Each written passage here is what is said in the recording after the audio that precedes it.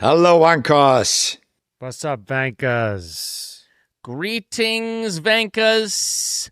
It's been a couple weeks, gentlemen. Has it settled in yet? Has it settled in that it is true? Lando Norris is still world champion. Has it settled in? I still haven't gotten my apology. You don't deserve one. You don't deserve Therefore, one. you don't get it. No. In general, why should we apologize, you know? Typical Lando Norris fan making his championship exactly. about you. About you. It's not about you. It's about Lando. Yeah. It's about it's about Lando. it's about me and it's about Lando Norris, and all the people that suffered through. Norris. Norris. Yeah. Norris. Oh, Norris. Okay. That's right. Yeah, it's been a few weeks. Guenther, you've had some time to digest. What are your takeaways? What's ringing in your head about this 2025 season? What's ringing in my head? That I always got it wrong, my prediction until the last race, and then I got it right because it was obvious to get it right, you know. I screwed the rest up, you know, so... But I was convinced I jinxed him. I didn't, because in the end, I put Lando as the favorite on the last race and he won, so I didn't jinx him.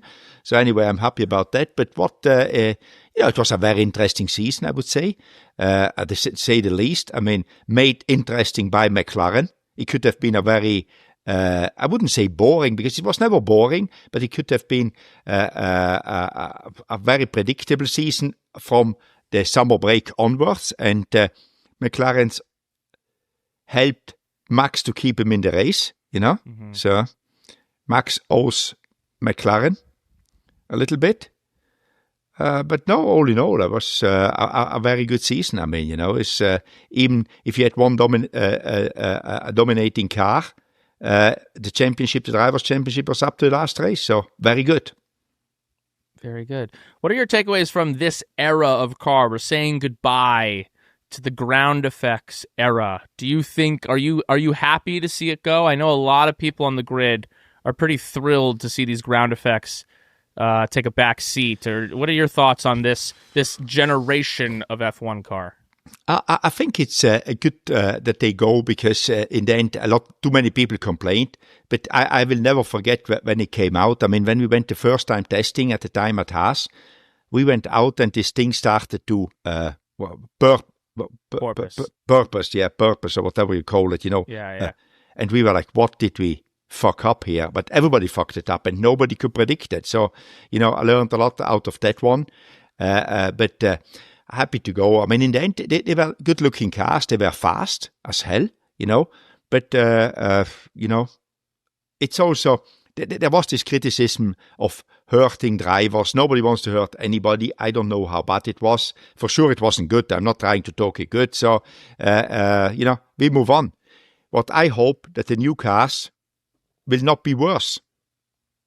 You know, obviously, they will not have this problem, but they could have different problems. I hope, right. I hope that doesn't happen, because in the end, the good thing is we have to speak also about the good things, not only about the bad things. In the last 2 years, I mean, a field this close in Formula One never happened before. I mean, it's amazing how close they got together, and I think that's what it should be. So that's not only down to the regulation of the cars, that's down to the regulation of the budget cap and all that good stuff. But it was very interesting, and I think if that car would be around another 2 years, even the small teams could win races. Because the cars got, and the scope of developing, there is, I think everybody got to the last little bit, you know. There's not big chunks in anymore. So, but anyway, we move on.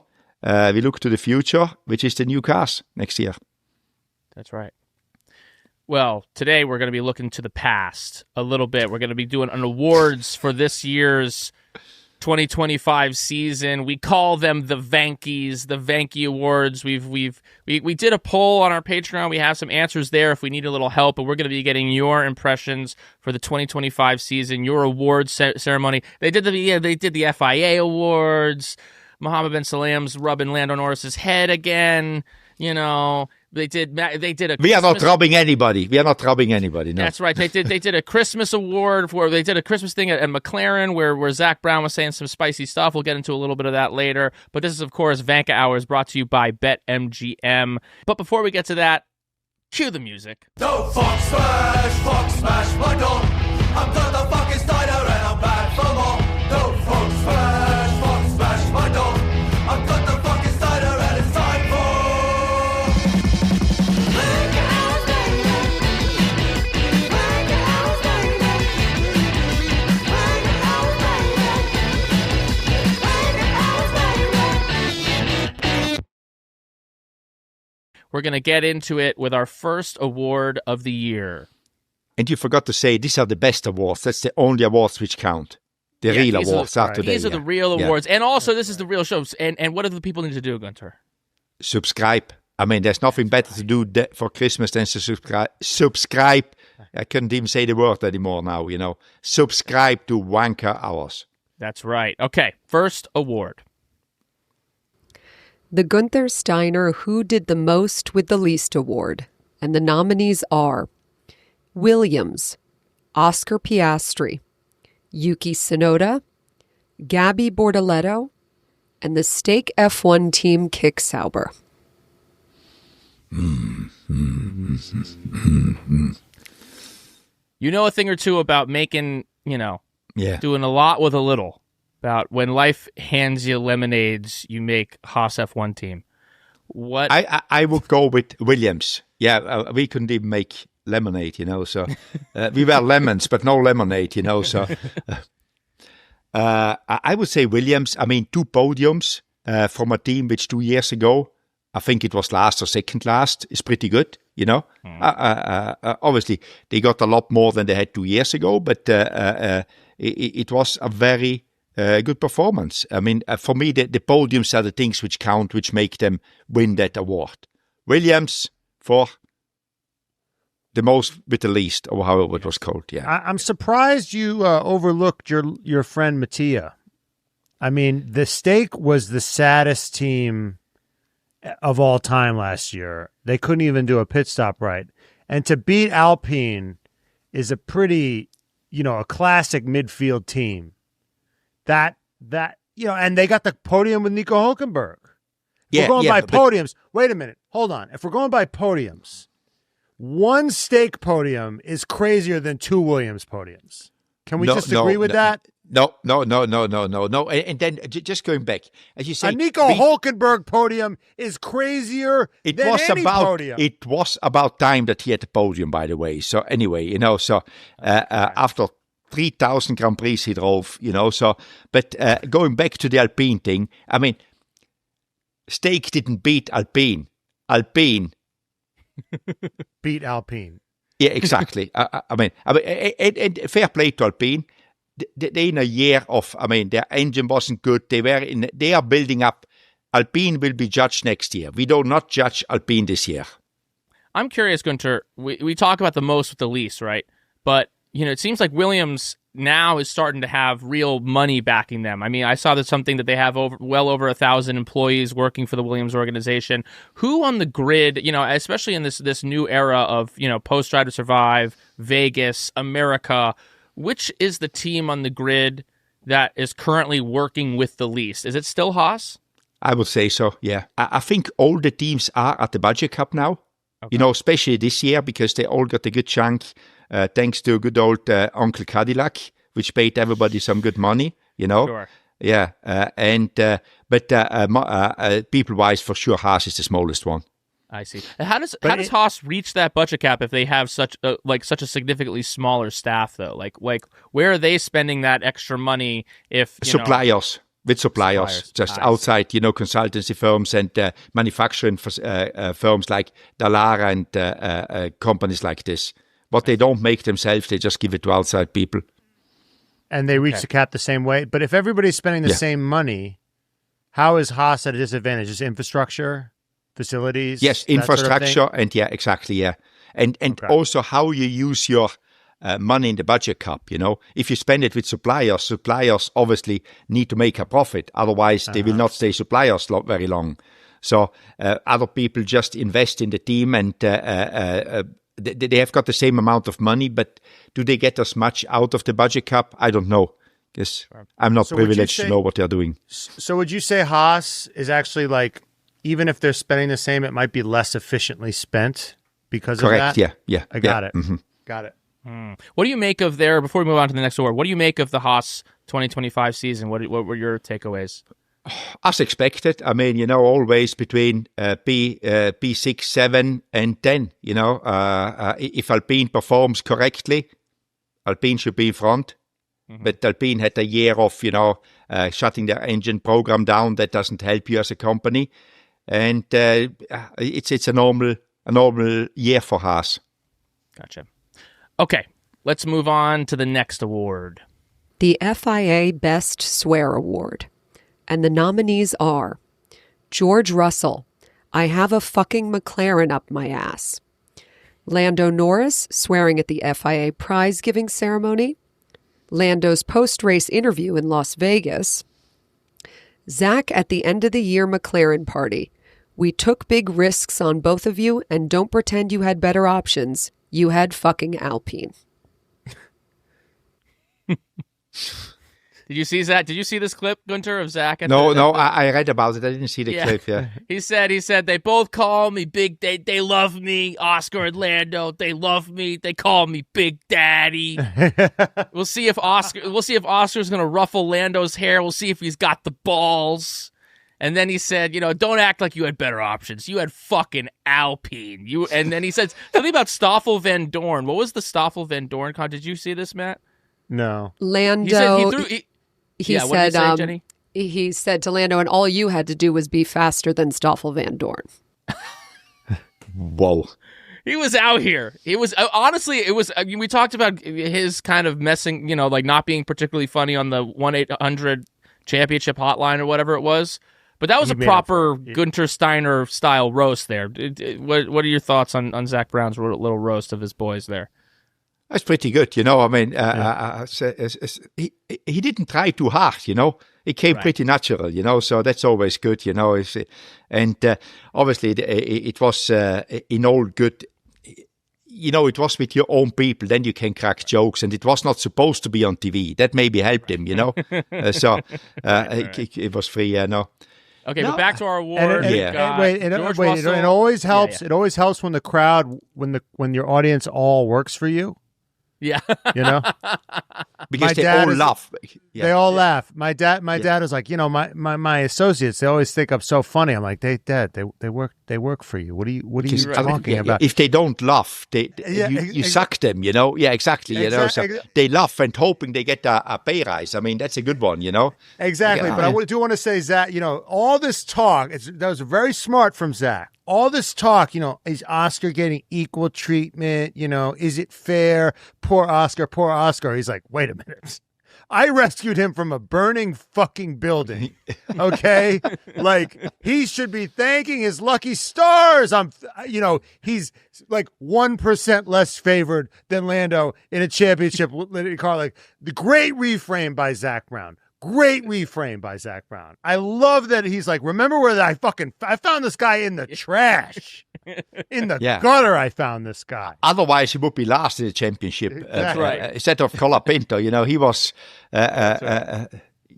Cola Oscar, so. Okay, but Guenther, as the king of the swear word, we've got George Russell. I have a fucking McLaren up my ass. I think that's the best one. That must be the best one. It's like, that's the one. That's the one. Because especially coming from George, which is normally, very, very proper, as the English say, or wants to be very proper, and then the real George comes out, Right.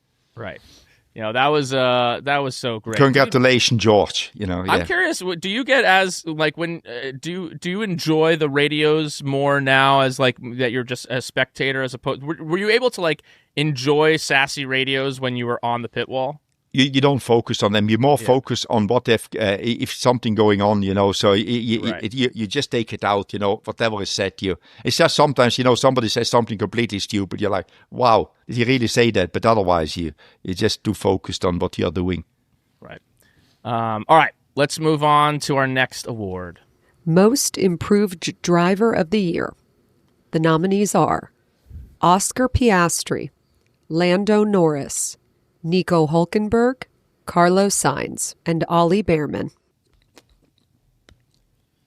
The most improved, Ollie Bearman. I would say him. Because, the two McLaren drivers, they're not McLaren, and we knew that they were both good, so, but Ollie, I was quite surprised how good he became. Yeah. Can you speak to what you saw this year? I mean, you obviously had a connection with him through Haas, and then, he really kind of inserted himself as that Ferrari pipeline is looking wide open for him right now. What did you see from Ollie Bearman this year? This year, starting off, being fast but making mistakes, but second half of the season, he got rid of them. And it's just like a switch, because in the first half of the season, I thought he's taking too much risk with the car he had. And therefore he had a few offs, and it wasn't good. Got a lot of penalty points. He still kept on collecting them second half of the season. But it's just like he didn't make mistakes anymore. Even in the race, fighting hard. We all know that he can overtake. And as you said, I think for him, the door should be open to Ferrari for 27. Because if Lewis hasn't got the success he needs to have, I don't think that he continues. And then there is the obvious candidate there for Ferrari, a guy which was well prepared in Formula One, which is performing, and also, he's good with all the rest of it around him. Hey Guenther, can I just give you a little bit of career advice? We'll cut this part. A little bit of career advice. I think you should do it again. Do this take again, but say you were not surprised, that you expected this all along because you hired him, and none of these developments were of any. You saw it all in the stars when you hired him 2 years ago, and you knew this was going to happen, and you predicted that on this day you'd be singing his praises as the most improved driver. You all along. It was you all along, because the way you just it's did all it before, about me, But I'm trying to make you look smart. I'm trying to help you. But if so you keep this in, I look even smarter. If you keep this in, what you just said, I look even smarter. That I'm not an arrogant, guy, which I knew it all. I'm humble. I said, but then you make the comment because you see it from outside. Actually, it was you which made this happen. Yeah. Oh, that's true. That's even better. So that's even better. So let me he gets do the best that of both comment worlds. again. Yeah, exactly. So now you just do your bit again. Yeah. Yeah. No. Yeah. Guenther, you knew this was going to happen. All of Ollie Bearman's success. If he wins, Guenther, if Ollie Bearman wins the first championship for Ferrari since 2007. He better thank you on that in the FIA ceremony, because you're the one who made it happen. And all of Ferrari better get on their knees and kiss your northern Italian ass. Yeah, and I go on the podium to get the trophy with him. That's right. Exactly. That's right. I asked Fred if he's still there by then. You never know. It's big if. Exactly. He should say, Guenther, you should go up there because you saw the star coming. That's right. All roads lead back to Guenther. Okay, Ollie Bearman, most improved driver of the year. Let's go to our next category, the Guenther Steiner Best Team Principal of the Year award. And the nominees are Andrea Stella, Jonathan Wheatley, Flavio Briatore, James Vowles, and Laurent Mekies. Who's Flavio in there? Yeah, Flavio. What has he improved from last year? So I love Flavio, but to give him an award, best team principal of the year. I think he crushed it this year, Mr. Flav. Yeah, it's Flavio. No, maybe not Flavio, the best team principal, because we cannot understand him all the time. But who was it? So who should we go with? Got Stella. Stella, Andrea, it's like they won the championship, both of championships, and he did a good job. He stayed Andrea. He deserves it. As much as we critiqued him all over the season to make the wrong decisions, by not giving the priority to one driver, he's still the best in principle. Andrea, you're the winner. Andrea, what do you think that dynamic there, right? The dynamic of Andrea and Zach, they're opposites, but now they've won the championship, but it didn't go as smoothly as obviously they thought it was going to go or wanted it to go. What do you think that, because it's, beyond this year, the way that they've turned this team around, Andrea has been seemingly a very, crucial. Andrea has been the key to it. Since Andrea's side left, Andrea Stella took charge of it and turned it around. So he gets the credit, in my opinion, because Zach is not, Zach is the best sponsor finder, as you can see on the car. Commercially, for sure, the best, But Andrea running the team, he won 2 championships now. Hopefully not. He can keep it up. How does a collaboration work like that between a CEO, a guy, big picture guy, and on the ground guy, technical guy, big picture guy? I think it works with Andrea because Andrea knows exactly where he's good at and just wants to do that one. He doesn't want to be the guy which is going to events and speak with sponsors, look after that one. He wants to go racing. That's what he knows, that's where he's best at. And his ego is not too big not to realize that. And that's what he's doing. And he's happy with that one.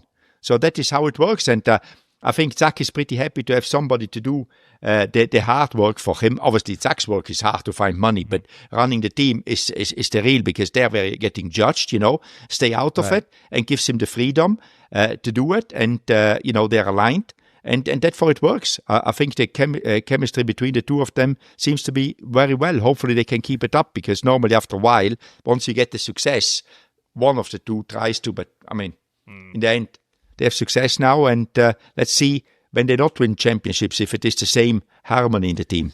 That's right.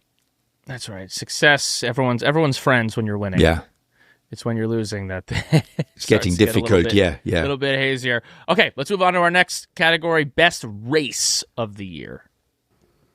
And the nominees are Australia, Spain, Austria, Canada, and Brazil. I would go with Brazil, the Max show. I quite like that one, Yeah. Because they are very short, starting from pit lane and moving that far on. That was pretty cool, Yeah, it was the Space Jam dunk, Michael Jordan Space Jam dunk. Yeah. Have you ever seen Space Jam, Guenther? Yeah, I think I saw that one. Yeah, even if I don't see a lot of it. The Michael Jordan one, not the LeBron one. I don't think you would have seen the LeBron one. I don't know. Well, I think Greta would have been a bit too old for that. Do you remember, Guenther, when Michael Jordan jumps from the half court line and his arm does a cartoon stretch? Do you remember that scene? Is that some scene you think about often? No. Okay. Sorry to disappoint you again. Yeah. Okay. Oh, good. No, Max can make a bad race good, because that race was kind of a lost. It was exactly. Max. Yeah, exactly. The only thing that was interesting was Max, but it is when there's an all-time drive, people will remember that race. That one, more than other ones. Okay, speaking of best races, let's go for best on-track battle of the year. And the nominees are Oscar versus Hamilton, Australia, Max versus Charles and George, Spain, Lando versus Oscar, Canada, George versus Charles, Zandvoort, and Ollie versus Max, Mexico. Barcelona. That the battle there was good. 3 cars involved, very controversial, everything, very to the edge, So I think that was the coolest one. Yeah. Yeah, it was a rare moment of of other drivers getting an edge on Max Verstappen, and I could feel he didn't like that. Yeah, exactly. Through the screen, I also felt so much, because it's like, that Charles and George, who kind of came up, they were 3 of the kind of guys in that generation of like, we're gonna be at the top, and then Max has just been living atop the mountain since he kind of arrived in Formula One, but especially obviously since 2021. And in that moment when Charles and George both were able to get Max, I just felt through the screen the catharsis that they must have felt. Just like, yeah! And you could feel, and who could feel how Max felt about it. Wait, he didn't Guenther, like it. Guenther, obviously you've seen Predator, right? With your countrymen. You haven't seen Which Predator one? with your Austrian countrymen, kind of, because you're kind of Austrian. Arnold Schwarzenegger, remember? Predator. He nicks the Predator, and the green slime comes out, the blood comes out, and he goes, "If it bleeds, we can kill it." But he says it in that Toto Wolff-like voice. "If it bleeds, we can kill it." That was the moment. I can't believe you haven't seen Predator, Guenther. No. That's such a Guenther movie. It's crazy. Yes. Add it to the list. To my list. to the list. I'm still waiting for the list from you guys. What I have to watch. That's right. Yeah. We've got some time before 2026. Exactly. At Christmas, when you don't know what you do, send me the list. Fans, put in the YouTube comment movies you think Guenther would like. I really think he'd like Predator. It's such a dude movie. It's crazy. Yeah. Absolutely. Okay, let's move on to the next category, Rookie of the Year. Woo! And the nominees are Ollie Bearman, Gabby Bortoletto, Kimi Antonelli, and Isack Hadjar. This is big. This is This big.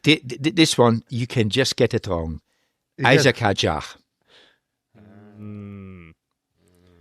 Because over the season, he was the guy which was, they all did well, but Kimi struggled a few times badly. Isack just struggled in Australia. He didn't make it to the start, which is, but recovered. And for me, the most impressive thing from him was he recovered from that one and was back as with his head on his shoulders the next race in China, which was impressive. Here's our question, Guenther, because we've kind of talked about this a bit. Do you think, if you look at all those other guys, they were all going up against seasoned F1 drivers? Bortoletto's with Hülkenberg, Bearman's with Ocon, and obviously Kimi's with George, who might be, in my opinion, top three, if not the second best driver in Formula One right now. Whereas Isack, who had a great season, yes, but he's going up against Liam Lawson, and a kind of depleted Liam Lawson after those first two races at Red Bull. How much do you think maybe that positive view of Isack? I'm not saying he had a bad season, because the results are there. He got a podium in an RB. But when looking at who he was up against, he wasn't up against as tough stuff as these other guys. Where do you kind of put that? I would put that against him. Yeah. Not because he has nobody to... That's what I'm saying. Is that these other guys maybe are more... What they did was maybe a little bit overlooked because they didn't destroy their teammates, but their teammates were better. No, I see it, because if Hadjar would have had an experienced teammate, you learn quicker. He had to do it all himself. That for I see it. I don't know if it is for him or. I see. I think that's what makes him even more outstanding. Because if you've got a reference in a teammate, you can look at the data of that guy and learn out of it. While he had, where did he look? Right. No, he had Liam Lawson crying in the corner. That's what he had to look at. Yeah, for the first half of the year. Yeah. Exactly. Yeah. So it's like he was on his own. So when he had an issue or when he couldn't find a setup, he had nobody to look at, or if he couldn't find a line on the racetrack or a breaking point, or just getting better. He was on his own. So I think I give him a lot of respect for that one as well. What do you think is going to happen next year with him? Do you think he's another casualty of the cursed second seat at Red Bull? I must say, I don't think so. And he has got one advantage. He starts from point zero with the new regulation. I think everyone. Perez started point zero at Red Bull.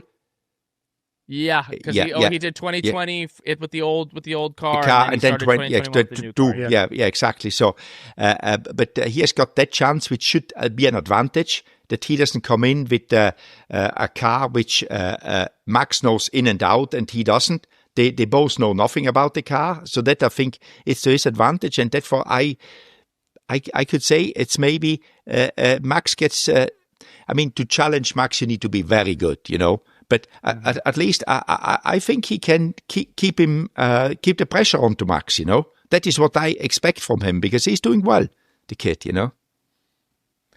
I like it. We'll see if he can break the curse. Okay. Yeah. Vankas, as we come together to celebrate this holiday season, we've got something to be joyful about. Should old acquaintance be forgot? Not our partnership with BetMGM. Just like filling your days with holiday cheer, BetMGM is delivering a sleigh full of special offers for our listeners each week. And if you haven't signed up yet, use bonus code VANKAH, VANKAH, and you will get up to a $1,500 new player offer on your first wager with BetMGM. Here's how it works. You download the BetMGM app and you sign up. Deposit at least $10. Place your first wager on any game. And if your bet does not hit, you'll receive up to $1,500 in bonus bets to keep the celebration going, baby. Don't let the good times roll. So, while you're exchanging gifts and cheering on your favorite teams this holiday season, make sure you sign up with BetMGM. BetMGM, make it legendary. Gambling problem? Call 1-800-GAMBLER. Available in the U.S. Call 877-8-HOPE-NY or text HOPE-NY 467-369 for New York. Call 1-800-327-5050 for Massachusetts. 21 and over only. Please gamble responsibly. Call 1-800-NEXT-STEP for Arizona. 1-800-BETS-OFF for Iowa. 1-800-981-0023 for Puerto Rico. First bet offer for new customers only. Subject to eligibility requirements. Bonus bets are non-withdrawable. In partnership with Kansas Crossing Casino and Hotel. See BetMGM.com for terms. U.S. promotional offers not available in New York, Nevada, Ontario, or Puerto Rico. Okay, Vankas, buckle up because we're bringing you something special from our friends at OKX. OKX is the new money app in the United States and your way to build your crypto portfolio and use it in everyday life. Not only that, they're also one of the McLaren F1 team's primary partners. You've seen their logo everywhere on that McLaren car, in the McLaren garage. They're all over the place. And together, they have teamed up to send one of you to the ultimate F1 Pirelli hot lap experience. We're talking once-in-a-lifetime trip to a U.S. circuit in 2026. You and a friend living the fast life all weekend long. You'll get 2 $1,000 flight vouchers, a weekend packed with surprises, and here's the big one. OKX, in conjunction with McLaren F1, invite you and your plus one to enjoy an F1 Pirelli hot lap in a McLaren supercar, baby. Can you imagine how the ops will feel when you post your pic of yourself inside a McLaren whipping around one of these tracks? Imagine you're sitting in the passenger seat, strapped beside a pro driver as they push the car to the limits, the acceleration, the precision, the speed, giving you a real sense of what racing feels like on track. And that's just the start. There are surprises all weekend. Think exclusive moments, memories that'll have you telling stories for years. And the best part, getting in on this is easy. Just head to the campaign page at okxgiveaway.com/McLaren-podcast-Vankah hours. It'll be written right here. And create and verify your OKX account after you click join now, and it only takes a few minutes. Once you're verified, you'll automatically get $10 in free Bitcoin, and you'll be able to be entered into a draw for an unforgettable weekend experience. And we know that Bitcoin, it's low right now. It's going back up in 2026. It's a good time to get $10 in Bitcoin. I'm telling you that right now. Once again, visit okxgiveaway.com/McLaren-podcast-Vankah hours now, and maybe we'll see you with OKX and McLaren Formula One team in 2026. Guenther, we've arrived at the big ones. Every week we do Rockstar and Wanker of the race. But now we've got Rockstar and Vankah for the year. Yeah. Let's hear our nominees for Rockstar. And the nominees are Max Verstappen, Lando Norris, James Vowles, and Carlos Sainz. Think we give it to your boy, Lando. Wow. Yeah. So, I think he deserves it. I mean, he won the World Championship. It seemed to be, Matt and me wrote him off before the summer break, He came back, thanks to you, Brian, because you believed in him and he believed in you, because for sure he watches us. No, I think he deserves that one as much. For me, it's between him and Max, but Max didn't win the championship, He did a fantastic season, but I think the Rockstar of the Year is Lando, and it wasn't an easy walk for him. So we're just throwing out Max's performance? Like it doesn't matter? No. Adam Norris style, P2 doesn't matter? No, it doesn't matter how great you are? P2 is the first loser. Okay.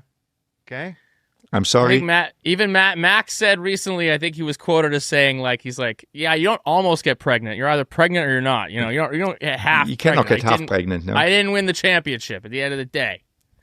So even Max, though, I'm okay. Guenther, I'm curious. Let's discuss this, and we can kind of let's discuss for a bit now.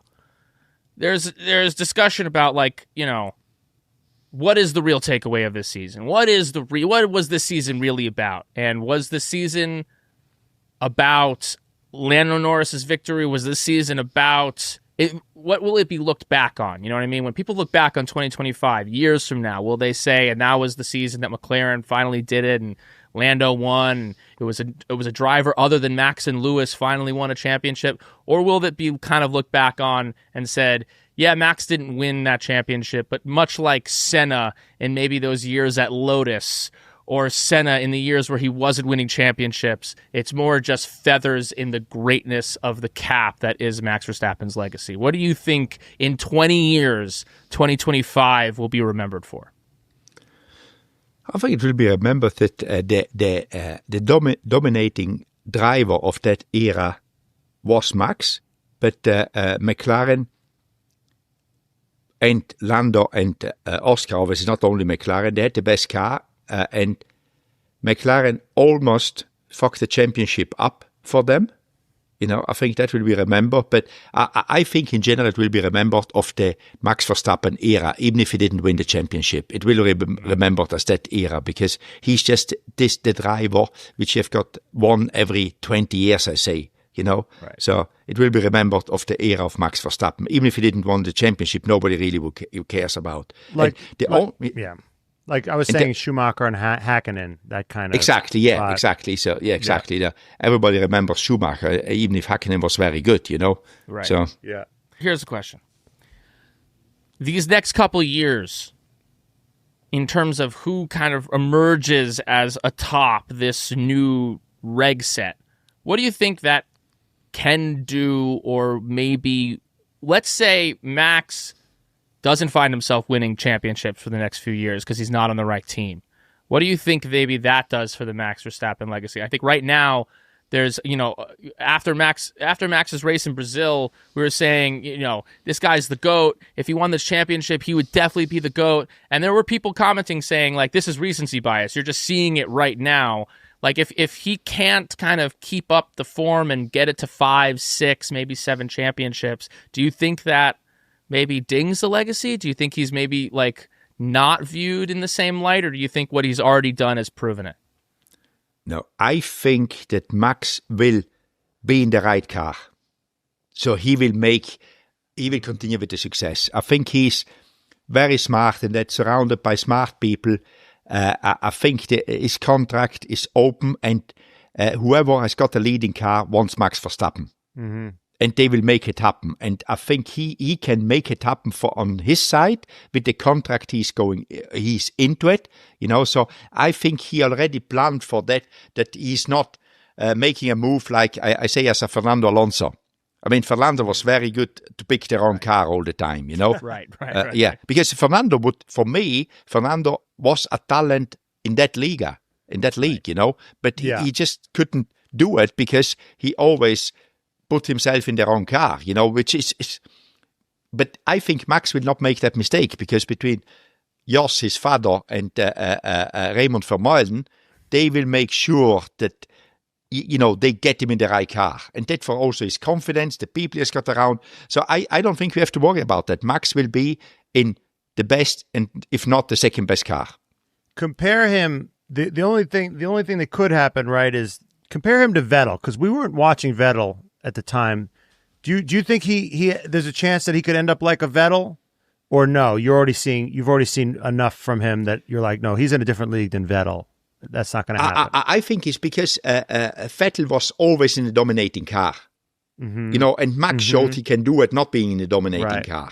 You know, because for sure the Red Bull this year was not the best car out there. You know, it was not the best car last year, and he still won last year and finished second this year. So I think Max is, as much as I respect Vettel what he did, but Vettel came to Ferrari and he didn't move the needle this much. You know, he won races, but it was never a Michael success story. So I think Max is just in a different league. Okay. But despite that, Lando Norris still rocks. Nice.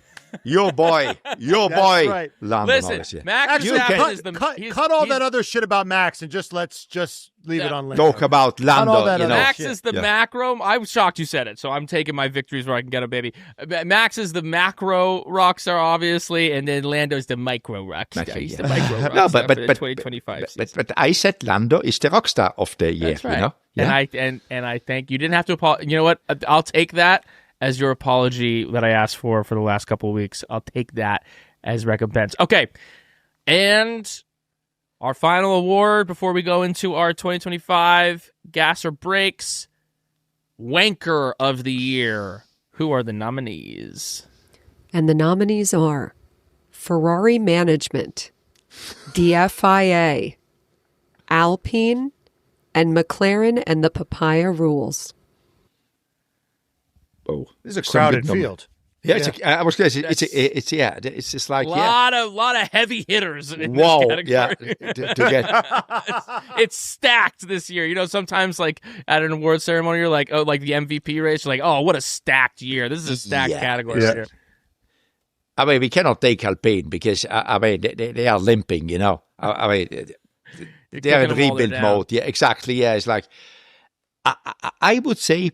You know my feeling here. It's the FIA, but not the whole FIA. I must correct it because some part of the FIA are doing a great job, like safety on the cars. I mean, we need to respect where respect is due, in my opinion. You know, they're doing a very good job. I think the race director this year, there were a few incidents, but in general, the race director didn't do a bad job. You know. There was a few, people on this track. That can happen. Yeah. You know, so, yeah. Just a few times people on the track. Yeah. But no, but in general, the guy, I mean, I don't know the guy. I think the guy did a decent, it's not an easy job, you know, and some things are out of hand. Yeah. But I mean, I go back to the penalties. They need to be consistent, and I will not stop until either I die or they change it, you know. So there will be no stop. And we had You'll write it on the tombstone. We'll write it on your tombstone if it hasn't happened by that time. That is my wish to happen. My last wish was, because I think it's just a logic. And now the FIA has got the opportunity to get a try to be the rockstar next year because they got a lot of money in the new Concord agreement to fix it. You know, so it's down to the FIA to fix it. Because, and again, nobody should take it personally. They all do it. They all hate me, the stewards, you know, so just to say. But anyway, I can live with that. You know, they're not the only ones. So I have no problem. But I think it should be used to say, it's just a consistency. And then what we saw on the last race when, we need to give a penalty to Yuki towards Lando, not giving one to Lando. And then everybody who was swerving once got a penalty. So we are all doing it consistently. It is like, too little, too late, guys, you know. There's a bigger picture here. So therefore, we give them the Wanker of the year with the hope that they improve and they can get to be the rockstars of next year. Well, that was a big speech, huh? Fucking hell. I love it. Yeah. Guenther, Jenny wants your epitaph to say on your tombstone, permanent stewards. What do you think? Yeah. The permanent stewards. Permanent stewards. Okay. That does it for the Vankies. Guenther, I think you crushed that. I think you were in line for the most part with what our Patreon members had to say. Let's go over to our favorite segment, Gas or Break. Last Gas or Break of the year. If Christian were still at Red Bull, Max would have won the WDC. Break. No, he wouldn't have won it. What do you say to the fact that setup, that update that they did was in the pipeline when Christian was there? What do you say to that? Huh? Yeah, but do you if say to Christian that? would have been there, he couldn't have changed the result of that upgrade. What can he do with that, you know? No, I'm saying that the car improved. No, but because I always said the car. I mean, Laurent Mekies didn't win or lose. I mean, you know, he just continued something which was developed before. But it's always, you always, at least, I mean, this year you don't carry it on a year because I don't know, Christian left in June. They started maybe to develop the 26 car in April. So I think it's not a lot of Christian in there anymore. Christian's leadership, because anyway, Christian doesn't design cars, by the way, just that you know, Matt, you know. But it's under his leadership. So, because normally the car which was made that year and somebody leaves at the end of the season, next year's car, it's of the people which just left. So, but why would Max win the championship with Christian there? I'll tell you why. Because Lando would have been in the wall in Abu Dhabi. That's why. What do you think about that? Don't you think? Because you don't think Liam Lawson would have been deployed a little bit more strategically? Isack Hadjar maybe a little more strategically. You don't think we'd have seen a little more of that? So what you're saying that Christian is a devious guy, and he would have ordered some devious things to do. That is what you're saying, not me. You know? Yes. Well, here's All the right. thing. I guess because I'm going. I don't know if here's what I think is the scenario in which this happens. Yeah. Christian's gone for the entire thing, and then he's flown back in for Abu Dhabi and Abu Dhabi alone because I think Mekies really helped the vibes. He helped Max with the setups. He gave Max a little bit more agency. People were talking a little bit better, but I think you kind of needed that devious. You know, like I'll break some FIA rule. Fuck it. I need to win this thing because it's, you know, we forget about the Schumacher. You know, you look back at Schumacher and you say, like he was just a nice guy. No, he ran into Damon Hill. That's how he won his first championship. championship. Damon Hill. He broke his car and Damon Hill's car, securing him the championship. He ran into Villeneuve, and there was just, you know, the kind of do anything, because this is what I think I'm still wrestling with about this final race from Red Bull. Was like Red Bull felt like it had that we'll do whatever the fuck it takes to win, even if it's a little bit gray, even if it's like not fully above board, which is something that there is a long precedent for in Formula One. Senna and fucking Prost. I mean, he ran into Prost 2 years in a row. They crashed. I mean, you know, you could have however you feel about that whole situation, but like all of a sudden on the final play of the season, there's like a gentleman. We're gentlemen now. And I think if there is a world where maybe they also pit Max tries to back up the field, he'll even take a second place. He'll risk Oscar Piastri overtaking him in Abu Dhabi if it means it gets him a better chance at Lando finishing 4th or 5th. I just think that, you know, I don't know. I feel conflicted that Red Bull seems to have lost that edge. What do you think about that, Guenther? Ooh, that was a big speech. Poor man. That's my big speech. Yeah, that is your That's big my big speech of the diatribe. day. Yeah, exactly. That's your. I don't know. I mean, it's and everybody manages a different way. So, but it didn't work. You know, with Max, and I don't know if they would have done that to run in. I mean, you're right. I mean, but it was a different era as well, the Schumacher era. And you know how people think these days, they would see that different than we maybe saw things 20 years ago. You know, so you say, I don't care about it's about winning. But you need to win with Good, they're 2021. 2021, they got Jonathan Wheatley gets on the phone and snake charms Michael Massey. You know, it'd be really exciting. We could have a real motor race if you just kind of circumvented the regular regulations. Like, they really did everything that they could all the time. And you think they lost that one now? Well, they remember when I said this before. Remember when they pit Daniel Ricciardo on his last race of his career? They pit a V-carb to take fastest lap away from Lando Norris. 1 point. They did that last year. That was for 1 point they did that. And it was a bad look. It was a bad fucking look. Anybody else. They didn't. That is one thing to do, but as much as you suggest that to sending somebody out to damage Lando. Well, take off a front wing. Crashing to him is an extreme, you know, like maybe it's not crashing into him, but that they're doing everything in their power up to the line in order to prevent the thing from happening. I just think it's like, it is an interesting kind of shift from them that, I mean, you say, I guess here's the thing, you say like it's a different era and people will look at those things differently, right? But like for a while it seemed like Red Bull didn't care, or that like Christian didn't care, and maybe it seems like maybe Max did start to care. Maybe that's why Max was like, maybe let me go over here with Toto Wolff. Let me go over here where it's just like it's less chaotic. There's less heat on me right now. Like I win, but at what cost? And I guess it's just like an interesting thing that like, you know, they've started to maybe weigh that cost of win by any means necessary. Maybe they think they're not thinking win by any means necessary. They're just thinking win if that's what the cards give us that day. I think it's more like that. I think they evolved out of this one, you know, because if you try too hard, that doesn't go over well with the people which watch it, you know, with your fans. If you try too hard, you will get critiqued, you know. It's a change of culture. Yeah, it's a change of culture. Yeah, that's the right word, you know. And maybe they wanted that one. Maybe that was one of the reasons. Maybe the upper management was not happy what Christian was doing. It's like, yeah, we do it at all cost, but it doesn't help us as a company, you know. Right. They do it at all costs, but at what cost? I guess exactly. Yeah. Calculation they made.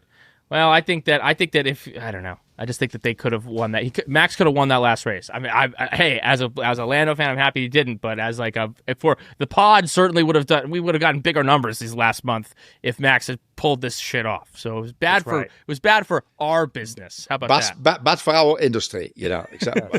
Max, right. Laurent, you didn't help us, you know. So, all right, next prompt. Kimi will win a WDC before George. Break.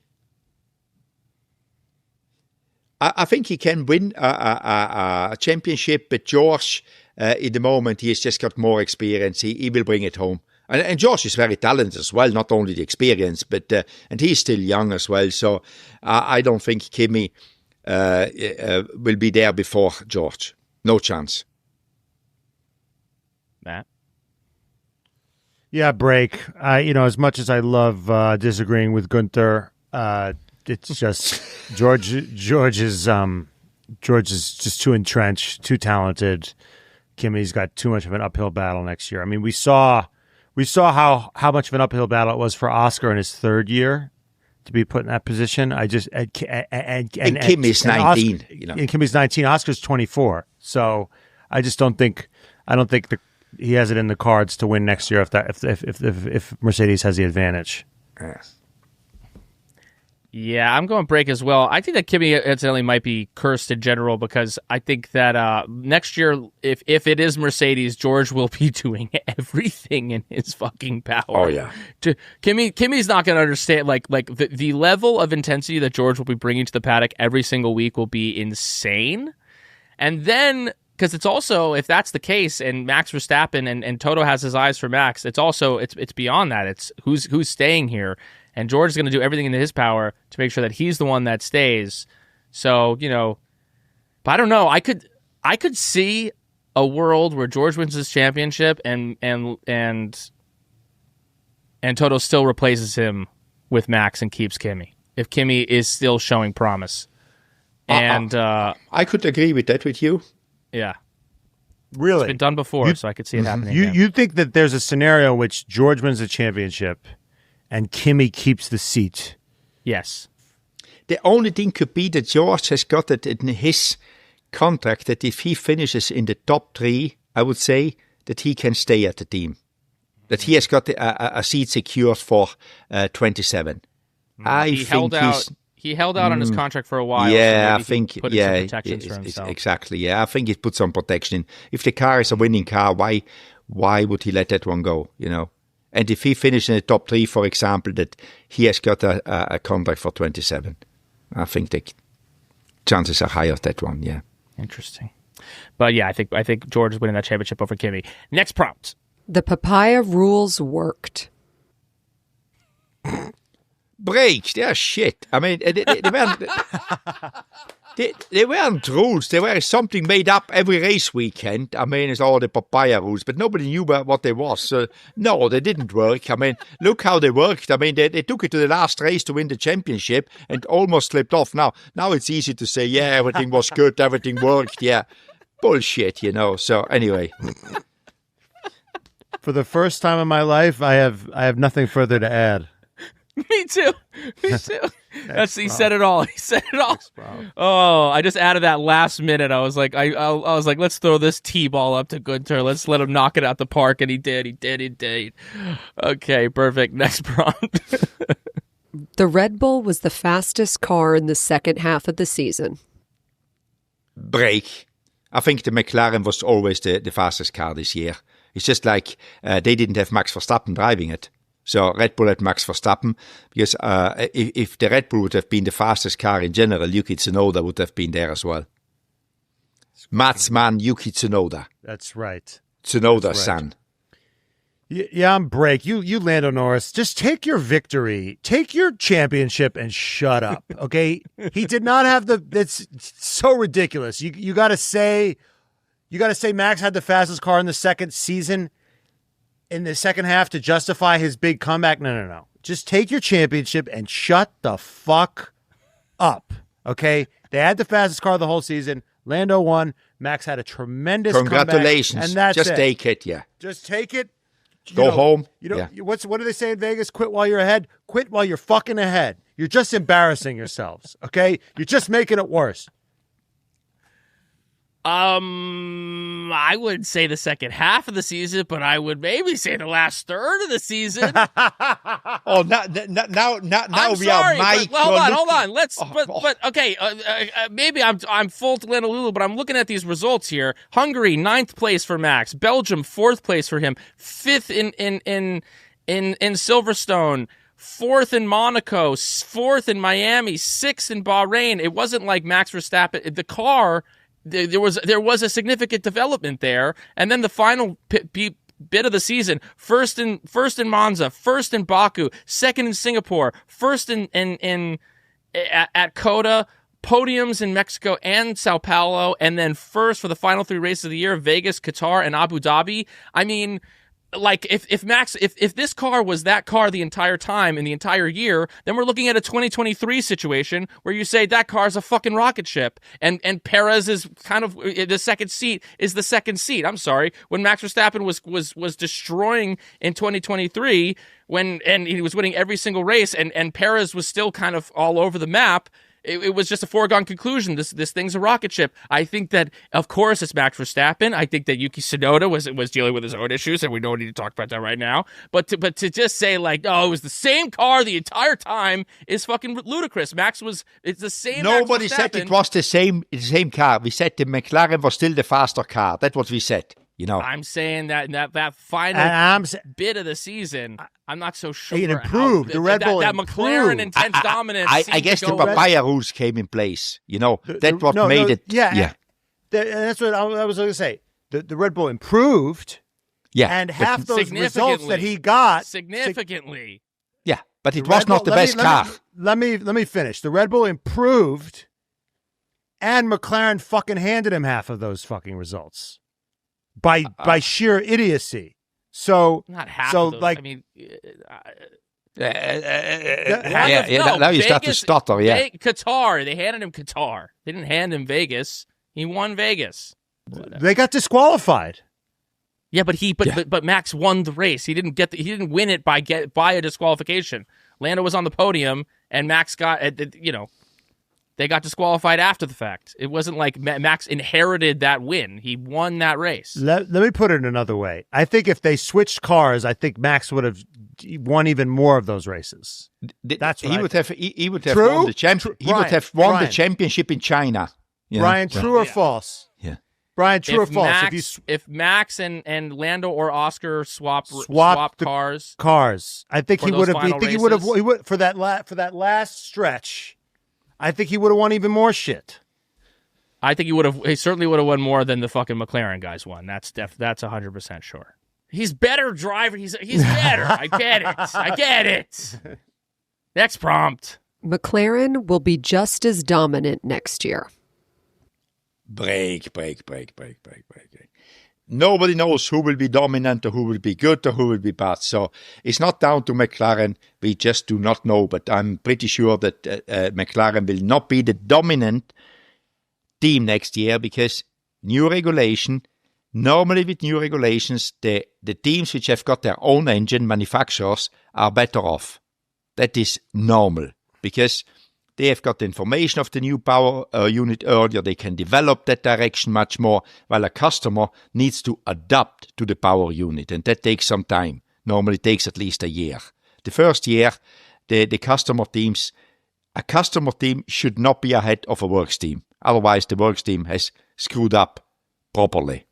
Yeah, I'm going break. I mean, just like Guenther said, history suggests that the manufacturers have an advantage, and people are comparing this to, an engine, the 2014 or 2013 regulations where engine was a huge component. So I got to go with not McLaren being the dominant car. I'm going break, but I do think I think that they will be back to at least competing for wins pretty soon. I think by the end of the season, I think that maybe, in a year's time, what they were able to do with these cars, what they were able to turn this ship around. Yes. Wildly impressive. I think that they'll be back fighting for championships. If not next year, then the following year. And our final prompt of the 2025 Formula One season is this. If Ollie gets the chance to drive at Ferrari, he should turn it down.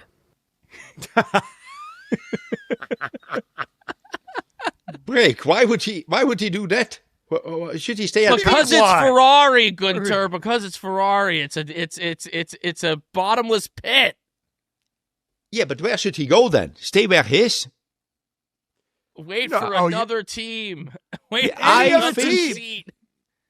Red Bull, McLaren, in a couple of years when these guys, Mercedes, when these guys move around. Go to Ferrari.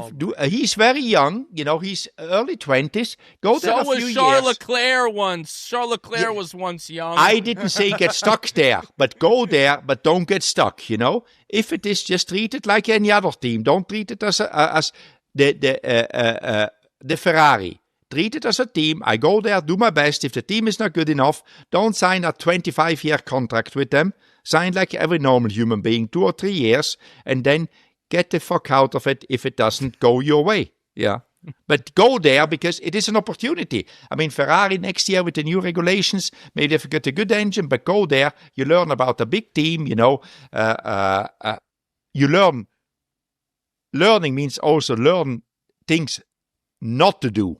Not only how things are right. You learn also from doing things wrong, how not to do it. And you will learn a lot. But Ferrari, in the end, it's still a good team. I mean, as much as we say, because the expectation is they need to be world champion. Obviously, we know by now that they are struggling to do that, but they are still a good team. They were on the podium. They can win races. They didn't win any this year, but they can win races. So just go there if you've got the opportunity. Absolutely. I'm going gas. He should avoid this at all costs. For every Michael Schumacher, for every Niki Lauda, there's a fucking Jean Alesi, there's a fucking Gilles Villeneuve, there's a fucking Gerhard Berger, there's a fucking Pironi. Most guys who go to Ferrari have terrible fucking careers. Most of them do. It's been like 2 or 3 guys that have had good careers there. Mostly it's been terrible. Yeah. So you're hoping, maybe I'll be Lauda. Maybe I'll be Schumacher. You're fucking Alesi. I just say you're fucking go Berger. there. You're fucking Pironi. It's not Peroni, it's Pironi. It's Peroni is a beer, So. Well, it's a good beer. Okay. Yeah. See, your whole Italian bias is showing. You couldn't be more Italian if you tried. You're saying Ferrari's a great organization, and you're correcting my fucking pronunciation of the Pironi. Pironi. Pironi. Does he, he's got the accent in the eye. No, 100%. Ollie Bearman, stay away. Guenther says you can go and you can get out. No, look at Charles Leclerc. He was young once. He was a promising upstart once. So who believed in Ollie Bearman? Me. You know? Yes, and you need to continue to protect him, Guenther. No, that's what I do. I steer him in the right direction of his career. I did it right a few years ago. I'm still doing it right. Ollie, listen to me, not to these two clowns. You know. Okay, all right. Okay, that does it for Gas or Break. That does it for the proper, normal Vankah hours of the year. Guenther, it's been a fantastic year. What a great season. We've had so much to discuss. We've had so many great times. Our show in Austin, it was all lovely, and we'll be doing it again next year as well. Yes, we'll continue to do it next year. And Vankahs, happy holidays. Goodbye. Goodbye, Vankies. Bye, Vankies.